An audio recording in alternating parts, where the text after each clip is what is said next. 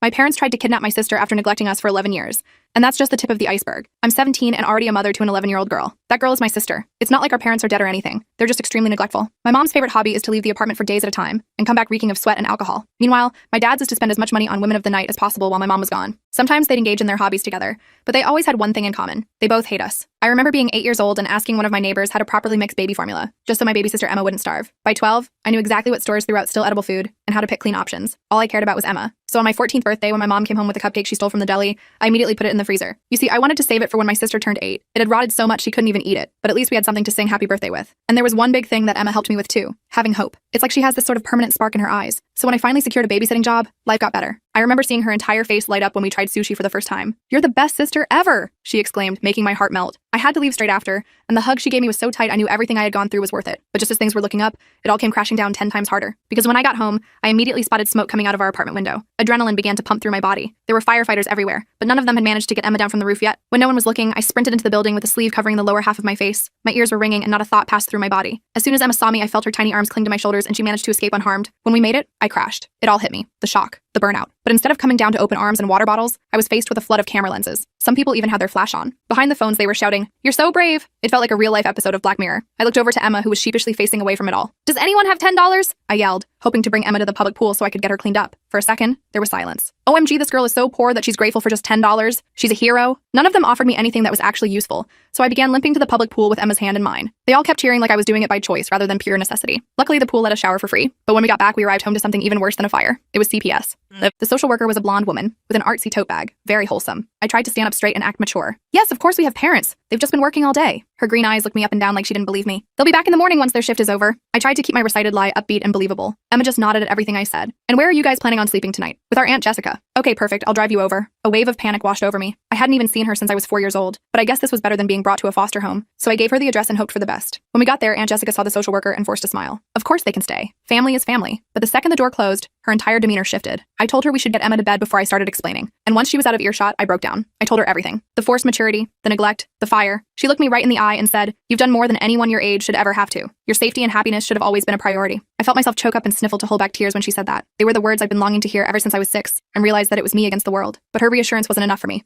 My parents had given me a lifetime of trauma without facing any consequences, so I decided to expose my parents online and let the internet deal with them. I wasn't sure if my aunt would approve, so I waited until he went for his afternoon nap and posted what had happened without hesitation. I included everything: the abuse, the forced parenthood, and of course the borderline abandonment. By the time I hit post, tears were streaming down my face. I immediately turned my phone off because I was terrified of the consequences. And when I turned on my phone an hour later, I finally learned why people always say, "Be careful what you post online," because it went viral, but to all the wrong people. The next morning, I woke up with a knot in my stomach. Emma was still asleep beside me in Aunt Jessica's spare bedroom, her face peaceful despite everything. I carefully slipped out of bed and found Jessica in the kitchen, already dressed and making coffee. "Did you sleep at all?" I asked, noticing the dark circles under her eyes. She shook her head. "Too busy making calls. My friend Lena works as a paralegal. She's helping me understand what we're facing." I poured myself a cup of coffee, savoring the rare luxury. "And what are we facing?" "Your parents filed a report claiming I kidnapped you both," she said bluntly. "They're spinning this whole story that I've been manipulating you, filling your head with lies about them." The coffee turned bitter in my mouth. "That's insane. CPS brought us here." "I know, and that's our saving grace. But they're pushing hard, and they've somehow convinced other family members to back them up." A notification lit up my phone. Valerie wanted to meet us at 11 a.m. I showed Jessica the message. "That's not much time," she said, glancing at the clock. It was already 8:30. "We need to get our story straight. Not that we're lying, but we need to be consistent." While Emma showered, I checked my post. The comments had doubled overnight, and someone had created a hashtag,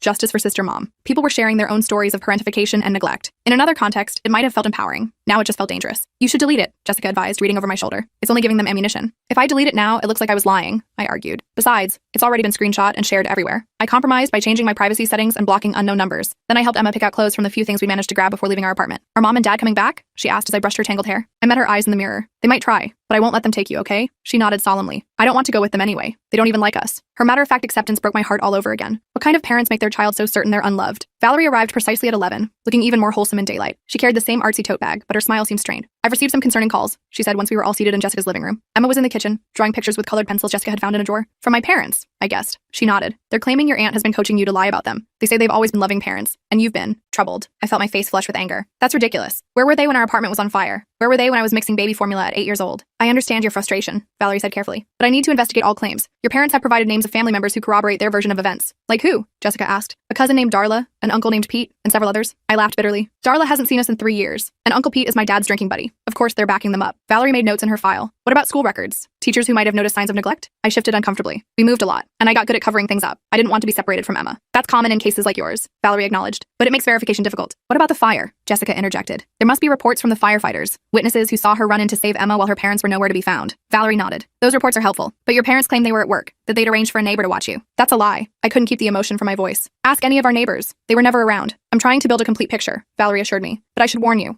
Your parents are pushing for Emma to be returned to their custody immediately. They're claiming you're a bad influence. The room seemed to tilt. They can't take her. They don't even want her. They just want to punish me. I'm not making any recommendations yet, Valerie said, but you should prepare yourselves. This could get complicated. After she left, I sat on the couch, numb with fear. Jessica brought me a glass of water and sat beside me. She believes you, she said quietly. I could tell, but she has to follow protocol. They're going to take Emma away, I whispered, just to hurt me. We won't let that happen, Jessica replied firmly, but we need to be smart about this. Your viral post gave them a reason to fight back. Their reputation is on the line now. My phone lit up with a text from a number I didn't recognize. Saw your post. I'm a lawyer who specializes in family cases. Would like to help pro bono. Call me. It was signed Marcus Reeves, Esquire. I showed it to Jessica. Could be legitimate, she said cautiously, but let me check him out first before you respond. While she made calls, I sat with Emma in the kitchen, helping her with her drawings. She'd created an elaborate scene of 3 stick figures, clearly her, me, and Jessica, standing in front of a house with a rainbow above it. Is this where you want to live? I asked gently. She nodded. With you and Aunt Jessica. She makes pancakes and doesn't yell. Such a simple bar for parental figures, making food and not screaming, yet our actual parents couldn't clear it. Jessica returned, looking slightly more hopeful. Marcus Reeves is legitimate. He's got a good reputation for child advocacy cases. I say we call him. The meeting with Marcus was set for the next morning. That night, as we were preparing dinner, a loud knock at the door made us all freeze. Jessica peered through the peephole and her shoulders relaxed. It's just a delivery. She opened the door to find a manila envelope on the doorstep. No delivery person in sight. Inside was a formal-looking document. My parents had filed for emergency custody of Emma, claiming I was mentally unstable and Jessica was an unfit guardian due to past issues. What past issues? I asked, watching Jessica's face pale as she read further. They're bringing up things from 20 years ago, she said quietly. I had some problems with depression in my 20s. Spent time in a treatment facility. Your mother visited me there once. It's the only time she ever showed me any kindness. And now she's using it against you, I said, disgusted but not surprised. There's more, Jessica continued reading. They've somehow convinced the bank to freeze my accounts claiming I stole money from them years ago. It's completely fabricated, but it'll take time to sort out. I felt the walls closing in. How can they do this? They're the ones who abandoned us. They're desperate and cornered, Jessica said, and they know exactly which buttons to push. That night, I couldn't sleep. I kept checking on Emma, terrified someone would come take her away. Around midnight, my phone lit up with a notification. Someone had tagged me in a post. It was my mother, posting old family photos, pictures of us at the beach, at Christmas, smiling for the camera, pictures I barely remembered taking. My heart is breaking, her caption read. My troubled daughter has always had issues with lying, but now she's turned my younger daughter against me too. All we want is our family back together. Bring Emma home. The comments were flooded with sympathy for her, people calling me horrible names, accusing me of making everything up for attention. I felt sick. Those photos were staged, rare moments when my parents bothered to pretend we were a normal family, usually for relatives or when my mom was trying to impress someone new. By morning, Bring Emma Home was trending locally. My parents had launched a full social media campaign, painting themselves as victims of a vindictive teenager and a mentally unstable aunt. Marcus Reeves arrived looking exactly like what I'd expect from a lawyer. Neat suit, briefcase, serious expression, but his eyes were kind as he listened to our story. This is unfortunately common, he said after we'd explained everything. Abusive parents often appear charming to outsiders. They're experts at image management. So what do? I asked desperately. They're winning the public relations battle. We focus on facts, not public opinion, Marcus said firmly. The fire department records show your parents weren't home. School records show spotty attendance and concerns from teachers that were never addressed. And most importantly, we have Emma's testimony. I don't want Emma involved in this, I said immediately. She's been through enough. I understand your concern, Marcus replied. But at 11, her opinion carries weight with the court. We don't need her to testify publicly, but a private interview with the judge could be crucial. Jessica, who had been quiet, finally spoke up. What about my financial situation? They've somehow gotten my accounts frozen, claiming I stole from them. I can barely afford groceries now. Marcus frowned. That's a clear intimidation tactic. I can file for an emergency hearing to get that resolved, but it might take a few days. I can help, I offered. I still have my babysitting money. Jessica shook her head. You shouldn't have to support us. You've been supporting Emma for years already. It's just temporary, I insisted, until we sort this out. Marcus left us with paperwork to fill out and a court date for the following week. As soon as he was gone, Jessica's phone rang. It was her boss at the small accounting firm where she worked. I could tell from her face that something was wrong. When she hung up, she looked defeated. They're letting me go, she said quietly. Apparently someone sent them concerning information about my history of mental health issues. My parents, I said, fury building inside me. They're trying to destroy you because you're helping us. She nodded, looking more tired than I'd ever seen her. Without a job, it's going to be even harder to convince CPS I can provide a stable home. That afternoon, while Jessica was at the bank trying to sort out her accounts, Emma and I were watching TV when someone knocked on the door. Don't answer it, I told Emma, remembering the custody papers from yesterday. But the knocking continued, followed by a familiar voice. It's Valerie from CPS. I need to speak with you immediately. I opened the door cautiously. Valerie wasn't alone. A police officer stood beside her. I'm sorry, she said, and she genuinely looked it. But we've received a court order. Emma needs to come with me for a temporary placement while the custody issue is resolved. No, Emma cried, clinging to my arm.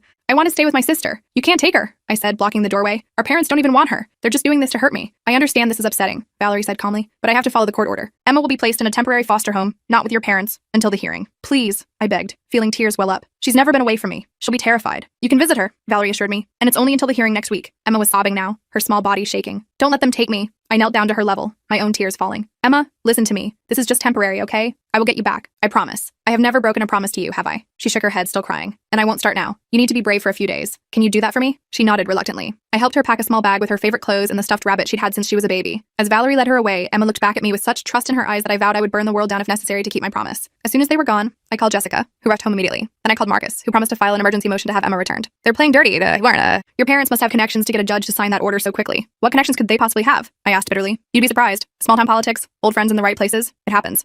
That night, Jessica and I sat in her kitchen, surrounded by paperwork. We were building our case, documenting every instance of neglect we could remember. We need more evidence, Jessica said, rubbing her tired eyes. It's still mostly your word against theirs. I thought about all the years of neglect, all the times I'd covered for my parents, made excuses, hidden the truth to protect Emma and myself. Now that same secrecy was working against us. Wait, I suddenly remembered something. My old phone. I used to record voice memos sometimes when things got really bad, just to remind myself I wasn't crazy, that it was really happening. Where is it? Jessica asked, suddenly alert. In my backpack, I think. I stopped using it when the screen cracked, but I kept it because it had photos of Emma. We found the old phone buried at the bottom of my bag. The battery was dead, but Jessica found a charger that fit. When it finally powered on, I scrolled through the voice memos. There were dozens. Me quietly narrating empty cupboards. My mother screaming about how we'd ruined her life. My father threatening to kick us out if we asked for money again. The evidence we needed had been in my backpack all along. This changes everything, Jessica said, listening to the recordings with tears in her eyes. No one can hear these and still believe their lies. We sent the recordings to Marcus immediately. He called back within minutes. This is exactly what we needed, he said, sounding energized. I'm filing an amended motion first thing tomorrow. With this evidence, we should be able to get Emma back right away. For the first time in days, I felt hope, but it was short-lived. The next morning, I woke to frantic pounding on the door. It was Valerie, looking distressed. Emma's gone, she said as soon as I opened the door.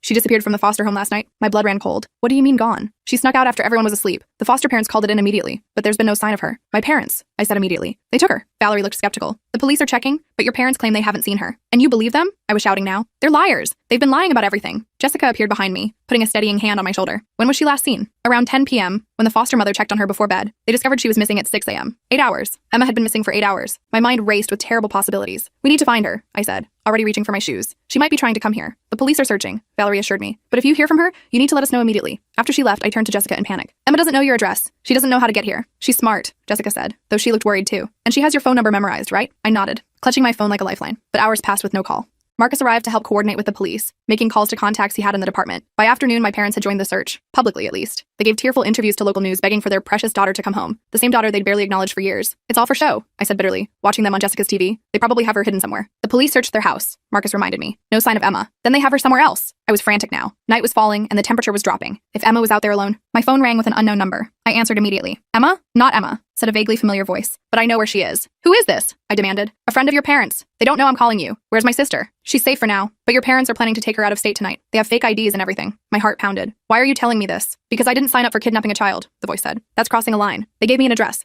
An old hunting cabin owned by my father's friend, about an hour outside town. I relayed the information to Marcus, who immediately called his police contact. We can't wait for them, I insisted, already heading for the door. If my parents see the police coming, they might run with Emma. It could be a trap, Jessica warned. I don't care. I'm not leaving Emma with them for another minute. Marcus made a quick decision. I'll drive. We'll stay back until the police arrive, but at least we'll be there. The drive to the cabin was the longest hour of my life. When we finally turned onto the dirt road leading to it, Marcus called the headlights and parked a distance away. We wait here, he said firmly. The police are 10 minutes out. But then I saw headlights coming from the cabin. A car was leaving. They're getting away. I threw open the car door and ran toward the cabin, ignoring Marcus calling after me. I reached the small wooden structure just as the car disappeared down the road. The door was unlocked. Inside, it was dark and cold. Emma? I called, my voice shaking. A small sound came from a back room. I rushed toward it and found Emma tied to a chair, a gag in her mouth. Her eyes widened when she saw me. I quickly untied her, pulling the gag away. Are you hurt? Did they hurt you? She shook her head, throwing her arms around me. I knew you'd find me, she sobbed. I knew you'd come. Always, I promised, holding her tight. I will always find you. Marcus and Jessica burst in moments later, followed shortly by police officers with flashlights. Emma clung to me, refusing to let go even as the officers asked her questions. Mom and Dad said we were going on a special trip, she told them. But I heard them talking about changing my name and never coming back. They said you'd never find me. The officer taking notes looked grim. We've put out an APB on their vehicle. They won't get far. Emma stayed in my arms as we drove back to town. The police wanted her checked at the hospital, just to be safe. As we sat in the emergency room waiting for the doctor, my phone buzzed with a news alert. Local parents arrested in kidnapping attempt. The article showed my parents being led away in handcuffs, their faces twisted with rage. For the first time in my life, I felt something like justice. The doctor confirmed Emma was physically unharmed, just exhausted and dehydrated. As we prepared to leave the hospital, Valerie appeared, looking both relieved and apologetic. I'm so sorry, she said. I should have listened to you about your parents. What happens now? I asked, still holding Emma's hand tightly. Your parents are facing serious charges. As for you and Emma, she hesitated. Given the circumstances, I'm recommending that Emma remain in your aunt's custody, with you, while we process a more permanent arrangement. Jessica stepped forward. I want to apply to be their legal guardian. Both of them. Valerie nodded. I'll help with the paperwork. As we drove back to Jessica's house, our house now, I supposed, Emma fell asleep against my shoulder. I watched her peaceful face, still not quite believing she was safe. We did it, Jessica said softly from the driver's seat. We got her back. They almost took her away forever, I whispered. The reality of how close we'd come to losing Emma hitting me all at once. But they didn't, Jessica reminded me. Because you never gave up. You've been protecting her all your life, and you didn't stop now. That night, with Emma safely asleep in the bed beside me, I finally allowed myself to breathe. My parents were in jail. They couldn't hurt us anymore. For the first time since I could remember, I didn't have to be constantly vigilant, constantly afraid. My phone lit up with a text from Marcus. Good news. Judge has granted emergency guardianship to your aunt. Hearing for permanent custody set for next month. Your parents' bail has been denied. I showed the message to Jessica, who had been checking on us. We're going to be okay, she said, sitting on the edge of the bed. All of us. I know, I said.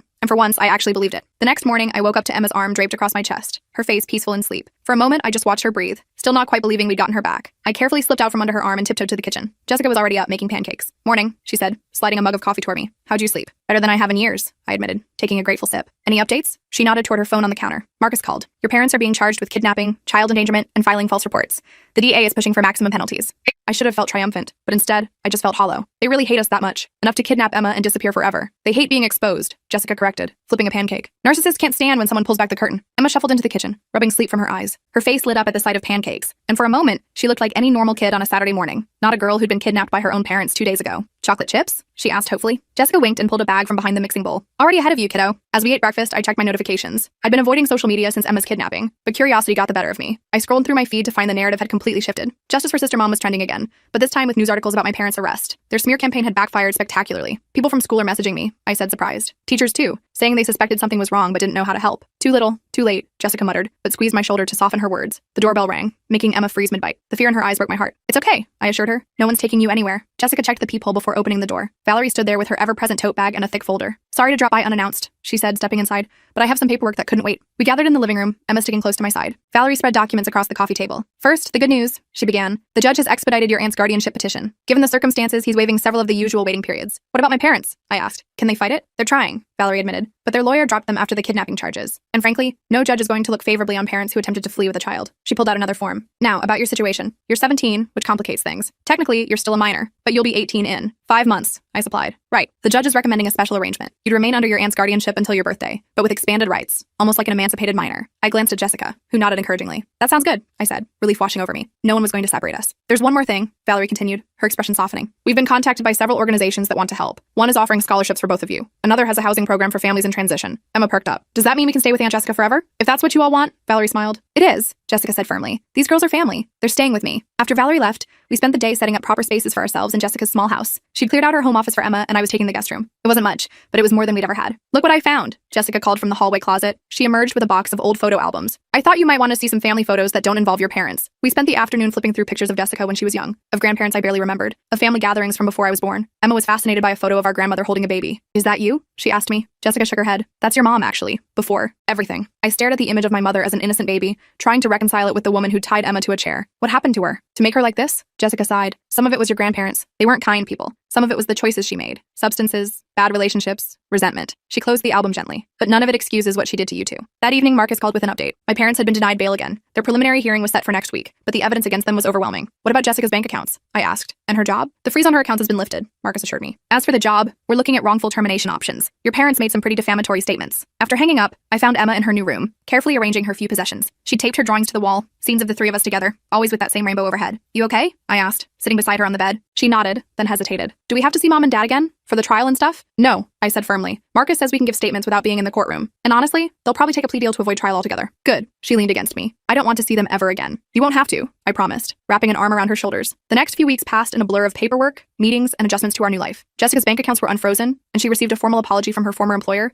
along with an offer to return to her job with back pay. She accepted the apology but declined the job. A new accounting firm had offered her a better position with more flexibility. My viral post had taken on a life of its own. A nonprofit focused on parentification reached out, asking if I'd be willing to share my story at their fundraiser. A book agent contacted me about a potential memoir. It was overwhelming, but also validating. All those years of suffering in silence, and now people were finally listening. Emma was thriving. She'd started at a new school where no one knew our history, and she'd already made friends. Her teacher called her bright and engaged, words that made my chest swell with pride. At night, she no longer woke up with nightmares, no longer checked to make sure I was still there. 1 month after the kidnapping attempt, we received news that our parents had accepted a plea deal. They would serve 5 years for the kidnapping charges, with additional time for child endangerment and filing false reports. They'd also permanently lost all parental rights. How do you feel about that? Jessica asked me that night after Emma had gone to bed. I considered the question, relieved mostly, but also sad, I guess. Not for them, but for what could have been. For the parents we should have had. She nodded, understanding. It's okay to mourn that loss. I don't think I ever expected them to love us, I admitted, but I didn't think they'd try to destroy us either. The next day, a letter arrived from my mother. Jessica handed it to me with a concerned look. You don't have to read it. I stared at the envelope, my name written in my mother's familiar scrawl. I think I need to. I took it to my room and sat on the bed, turning the envelope over in my hands several times before finally opening it. The letter was short. No apology, no admission of guilt, just accusations and self-pity. Blaming me for ruining their lives, for turning Emma against them, claiming they'd done their best with difficult children. The last line read, I hope you're satisfied with what you've done to this family. I didn't didn't feel anger reading it, just a profound sadness and, strangely, closure. This letter confirmed what I'd always known. They would never take responsibility, never acknowledge the harm they'd caused. I folded the letter and put it back in the envelope, then tucked it into my desk drawer. Maybe someday Emma would want to read it, to understand why we were better off without them. 2 months after moving in with Jessica,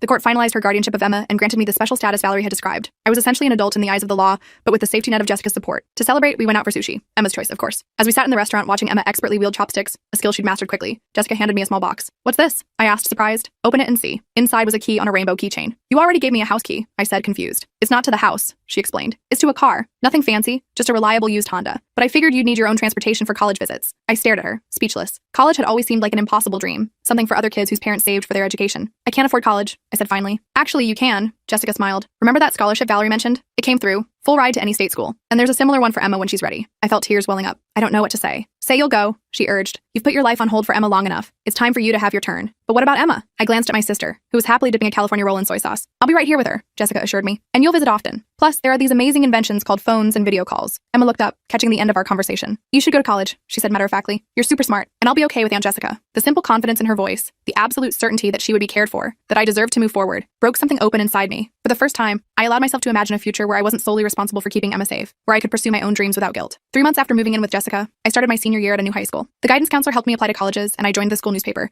discovering a talent for writing I never knew I had. Emma joined the science club at her school and made her first ever best friend, a girl named Lydia who lived down the street. They had sleepovers and inside jokes and all the normal childhood experiences I'd always wanted for her. Jessica's new job was going well, and she'd started dating a kind man named David, who brought us homemade bread and taught Emma how to play chess. Our story continued to spread. The nonprofit fundraiser where I spoke raised enough money to help dozens of families in situations like ours. My channel, where I'd posted updates about our journey, had thousands of followers. People sent messages saying our story had given them courage to leave their own abusive situations. On my 18th birthday, Jessica and Emma threw me a real party, my first ever. As I blew out the candles on a cake that wasn't stolen or rotten, I made a silent wish for our future. Not for anything specific, just for this feeling to continue, this sense of safety, of belonging, of finally being home.